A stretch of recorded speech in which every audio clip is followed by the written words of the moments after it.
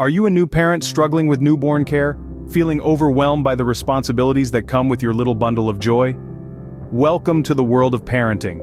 It's a journey like no other, filled with unparalleled joy, new experiences, and yes, a fair share of challenges.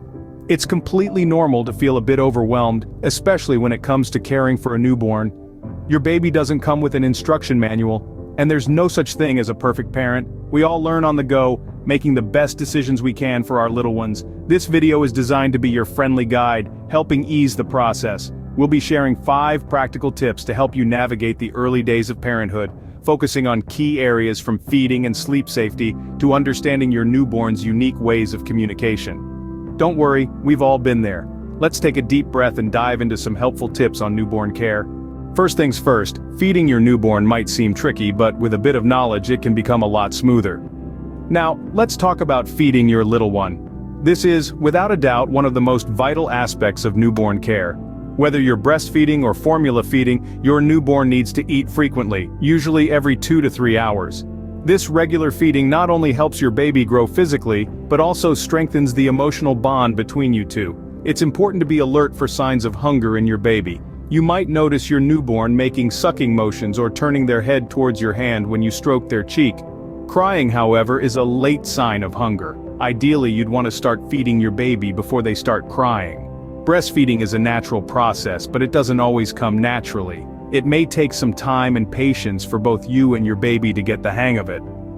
If you choose to breastfeed, ensure that your baby latches on correctly to prevent sore nipples. On the other hand, formula feeding offers the convenience of knowing exactly how much your baby is eating. If you opt for formula, be sure to follow the manufacturer's instructions for preparation and storage. Remember to burp your baby after each feeding. This helps release any air your baby might have swallowed, reducing discomfort and fussiness. Sometimes your baby might not want to eat as much as usual, and that's okay. Just like adults, babies have fluctuations in their appetite too. But if you notice your baby is consistently eating less or showing signs of discomfort during feedings, it might be a good idea to consult with a healthcare provider. And finally, keep in mind that feeding a newborn is not just about nutrition. It's also a time to bond with your baby, to hold them close, and to build a sense of security and love. Remember, every baby is different. What works for one might not work for another. It's all about understanding your baby's needs and responding accordingly. Scene script. Next, let's talk about sleep. Yes, we know, what's that, right? But ensuring your baby gets proper sleep is crucial for their development. Now, the first thing that comes to mind when we consider a newborn's sleep is creating a safe and comfortable environment. It's fundamental to their well-being and growth. A secure, cozy space can greatly enhance the quality of your little one's sleep.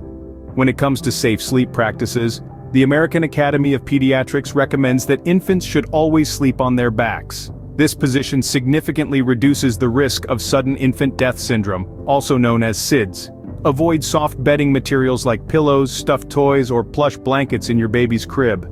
These items might seem comfy and cuddly, but they can pose suffocation hazards. Instead, opt for a firm mattress with a fitted sheet. Now let's turn our attention to room temperature. It's crucial to maintain a moderate room temperature for your baby's comfort and safety. Overheating can be a risk factor for SIDS.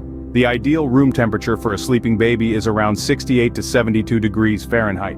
You can use a room thermometer to ensure you're in the right range, and remember, swaddling can be a great tool to help your baby feel secure and cozy. However, make sure it's done correctly to avoid any potential risks. The swaddle should be snug but not too tight, allowing your baby to move their hips and legs freely. While sleep deprivation can be a common part of the early days of parenthood, it's important to resist the urge to take shortcuts with your baby's sleep safety. Some parents might be tempted to let their baby sleep in a car seat, swing, or even on the couch, but these practices can be dangerous. It's worth noting that every baby is unique. What works for one might not necessarily work for another. So, don't be discouraged if it takes some time to figure out what best suits your baby's sleep needs.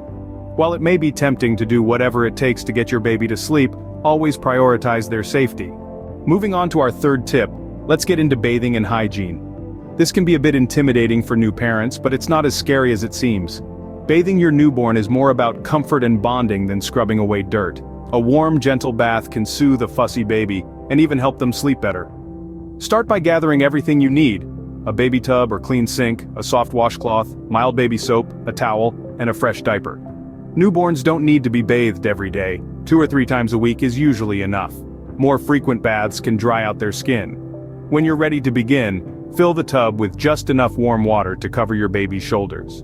Test the water temperature with your elbow. It should feel warm, not hot. Undress your baby, keeping the diaper on until you're ready to place them in the water. This helps to avoid any unexpected surprises. Now, gently lower your baby into the water, supporting their head and neck at all times. Using the washcloth, gently clean your baby's face and body. Remember, there's no need to scrub, a gentle wash is all they need. Once done, carefully lift your baby from the bath and wrap them in a warm towel. Let's talk about diaper changes. Newborns need frequent diaper changes, about 10 to 12 times a day. It's not just about keeping them dry, it's also about protecting their skin. Diaper rash is a common issue among babies, and it can be prevented by keeping the diaper area clean and dry. After a diaper change, apply a thin layer of diaper rash cream as a protective barrier. When it comes to skincare, less is more. Newborns have delicate skin that doesn't require lotions or powders. If your baby's skin is dry, use a fragrance-free, hypoallergenic moisturizer. Remember these steps, and soon, bathing and hygiene will become second nature. It's a special time for you and your baby, a moment of calm in the beautiful chaos of parenthood. Keeping your newborn clean and comfortable goes a long way in ensuring their overall health and happiness. Our fourth tip is all about understanding your newborn's communication. Yes, they do communicate, just not in the way you might expect.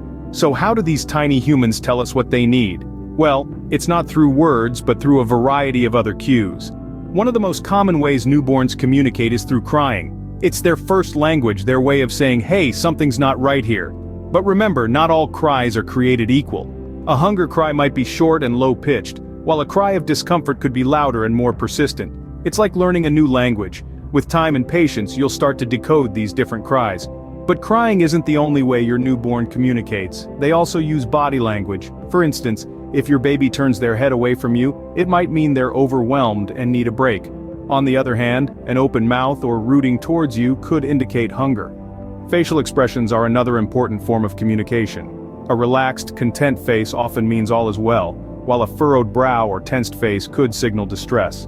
And let's not forget about those adorable coos and gurgles. These are early attempts at vocalizing and a positive sign of your baby trying to engage with you. Now these are general cues, but each baby is unique.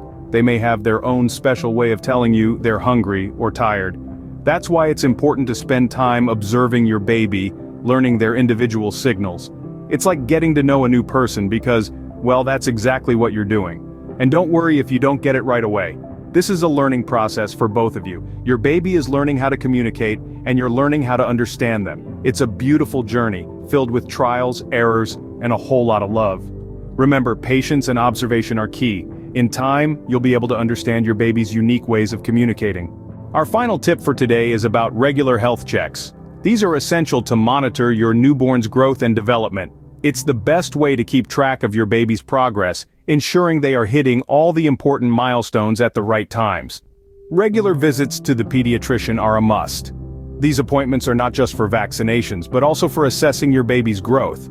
The pediatrician will measure your baby's weight, length, and head circumference, and compare these numbers to the standard growth charts. But remember, every child is unique. It's not about winning the race, it's about steady progression.